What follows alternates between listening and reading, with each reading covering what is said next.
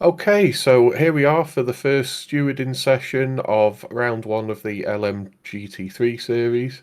This is myself, Daniel Moffat, and Mr. Paul Sims going Hello. through the incidents.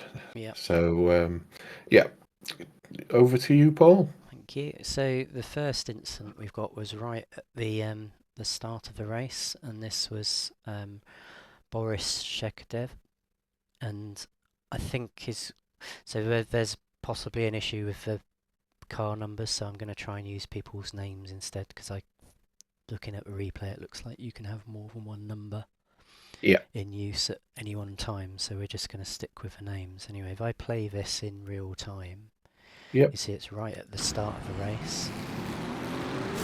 Boris just loses it on the entry and exit, or it's more of the yeah, exit right at the start and hits, is it Mark?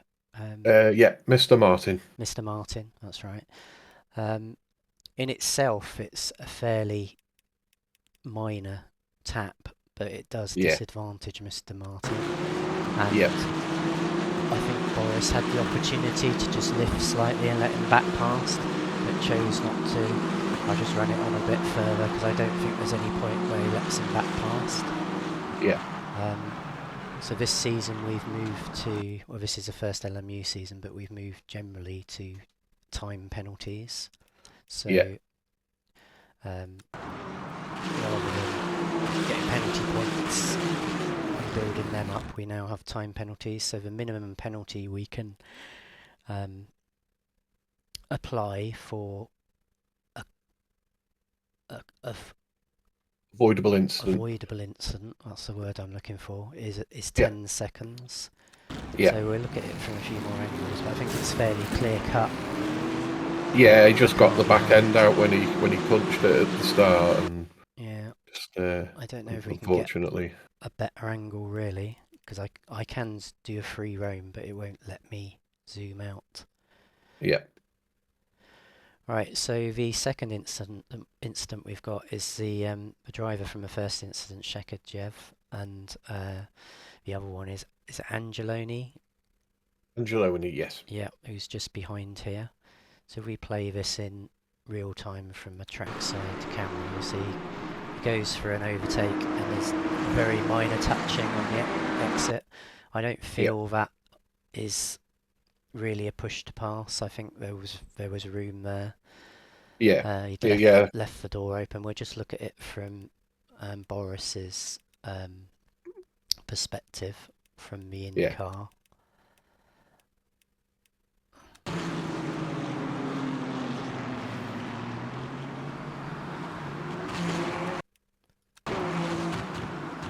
So I think the room was there. He did come quite late, but the door was Yeah, definitely open. yeah. Uh, I think most people would have gone for that overtake, and there's not really any consequence at all No. to anyone there. If Yeah. anything, Boris Then did that's have a a bit more racing. room. Yeah, it's just a Yeah, racing incident. Okay, so yeah. we'll move on to the next one. Okay, so this is instant number three with Mr. Wallace, Mr. Reckas going into the first chicane. So uh, they both leave plenty of room, nice and respectful. And then I think Mr. Wallace may have bottomed out the car slightly on the curb because I know myself I bottomed out on that curb once when I went over it, um, and the contact with him is just Mr. Reckas.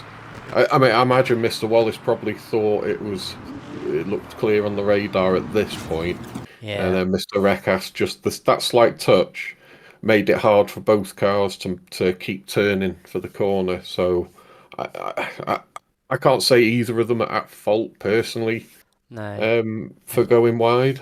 no. At that point, um, Paul Wallace can only really go straight because he's got this car Yeah, just yeah, tapping the rear end, and I think if you go back a little bit further to the entry, so the overtake from Rekas was very clean, but yeah, Paul, I know it's difficult when you're racing alongside. So Paul did have room there, but he probably felt a little bit squeezed. I think Rekas left enough room, to be fair. Yeah. But Paul could have probably have used a little less curb. Yeah. So I mean, I'm tempted to put it down to a racing incident. It's a difficult one because the Ferrari Nisbet is really the innocent party in that, and he's probably the one that ended up with most damage, I would Yeah. imagine. Yeah.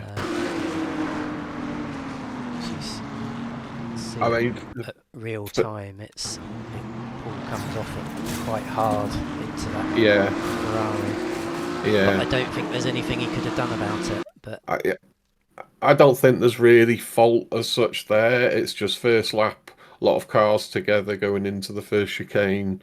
There's going to be bumps and scrapes at that chicane.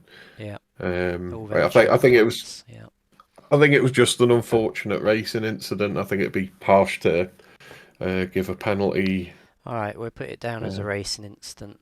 Okie And doke. just remind anyone if they want to appeal any of these decisions. I think I've done this quite late this week. I'll try and do it earlier next week. But I think it's 24 hours. Yeah. You can appeal. Yeah. All right.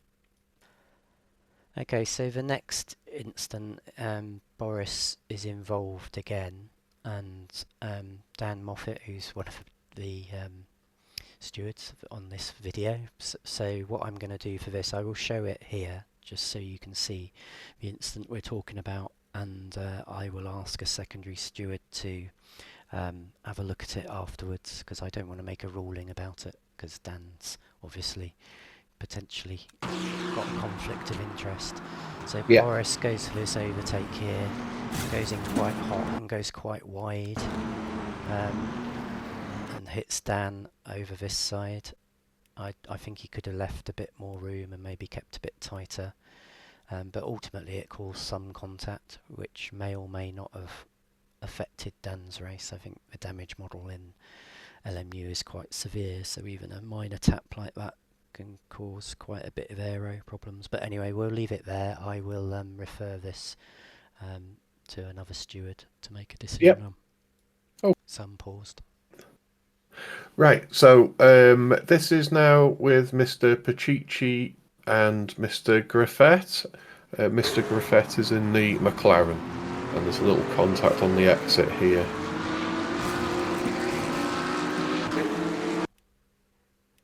Yeah, I mean they both did well to keep going straight there. I think Mr. Pacici was probably keeping an eye on the cars on the left.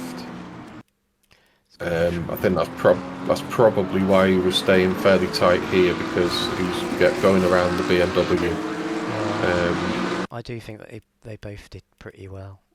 Yeah, I mean, it was very minor rub, yeah. really. I don't Yeah. anyone really lost out. No, I just put that down to a racing incident. Okay. There's any other angles? There was a bit of a I think that's the next instant, isn't it? Is it at the same time on the sheet? We'll look at that in a minute. Yeah.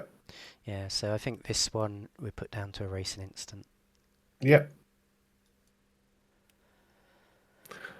Right, so this is instant number 1, 2, 3, 4, 5. This is Mr. Marquez, I think, right. Yep. on the BMW in front. And the Ferrari is who's the Ferrari? Sorry, It's Angeloni. So Mr. Angeloni. Yeah, I'll watch it from Angeloni's perspective first. Okay. Full speed, so you can see. So they both go a bit wide. Unfortunately, I think Marquez loses the back end. Yeah. Which means that Angeloni's literally got nowhere to go. But if we watch it back in slow motion, I think he's probably followed Mr. Marquez's brake lights and thought. Let's go back to the actual braking. Okay, we'll watch it in slower motion, so you can see they're both braking here. Yeah. All is looking good at this point. Yeah. He turns in. Marquez at this point is thinking, I'm going a little bit fast, and he's going a little bit deep. See, yeah. At this point he starts to lose the back end, and Angeloni sort of just following, really. Yeah. And at this point, there's no way the following car can know what the car in front's going to do. Yeah. Um, It, he didn't know which way to go to try and go around, and I don't that, think that was pretty much unavoidable. that causes that collision. However, there is a minor point I'd like to raise here with Marquez. Yeah. Rewind it. So, the importance of holding your brakes when you've got to the point where you've lost control of the car. We can't stress that enough, because it normally results in the car doing something predictable at the point of spin, which allows other cars around to avoid it. Unfortunately, you came off the brakes. So in this instance, I don't think it would have made a difference. You agree, Dan? Yeah. So I'll look Yeah, I at think it would have came to a stop at the same point. Yeah, we watch it in slow motion. So you're going in here, and you can see the brake pressure on the right-hand side here. Yeah. So you are on the brakes halfway, and in this point you're in control, but just here, this is where you lift significantly and start to lose the back end, and you're pretty much off the brakes at this point. Throughout the spin, at this point here, we really want people to be stamping on the brakes. It wouldn't have changed the trajectory here, but just bear that in mind in future. Yeah. Alright, we'll move on to the next one. Okay, so the next incident is Stefan in his McLaren. I think it's unfortunate. I think he was going for an overtake move. We'll watch it first.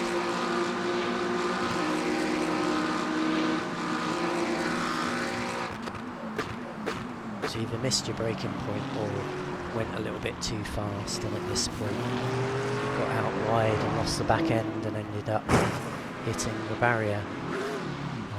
We look at it from, yeah, it's unfortunate. We look at it from Cookie's point of view. If I can, he'd be on the exit now, wouldn't he? Cookie's disappeared from here. Why can't I see him? Let's go back a bit.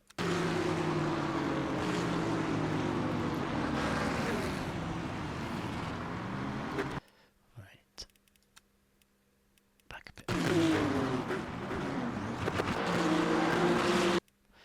So I actually think these two guys did really well, Cookie and Ricketts, to turn in late enough, because this was quite a late move. They managed to miss it there, and there's like the minor of touches. I don't think there was anything in that, but unfortunately Stefan lost it. So yeah, wrecked his car, unfortunately. Yeah. So I don't think he was going for a move. I think he just saw brake lights when he was close to cut. Well, let's look at the braking point. Yeah, I think he just was. And just see, because he could have just missed his braking point and then dived to the inside to avoid hitting the guy in front. Yeah, let's look at it in slow motion. So they're not on the brakes at 200. It's normally quite late, this corner, isn't it? Yeah. So these two here are probably thinking, right, Cookie's thinking I can outbrake this BMW. Yeah. So they're going to brake pretty late. So they're both on the brakes there. And the McLaren's on the brakes quite late there, I feel. Yeah, I think he's swerving to avoid. I don't think it's a dive bomb. I think he's swerving to avoid. Unfortunately, he just did it last second. Yeah, but we're not going to penalise Stefan. No, it's just unfortunate self-destruction. It's good. It's good he managed to avoid the other car, so you can tell he wanted to not be in an incident. Just unfortunately ended up in the wall. So yeah. All right, on to the next one then.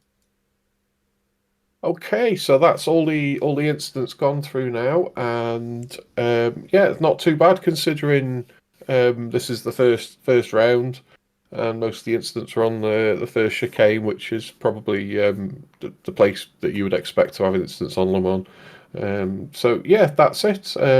We shall see you in the next one. All right, thank you very much. Bye.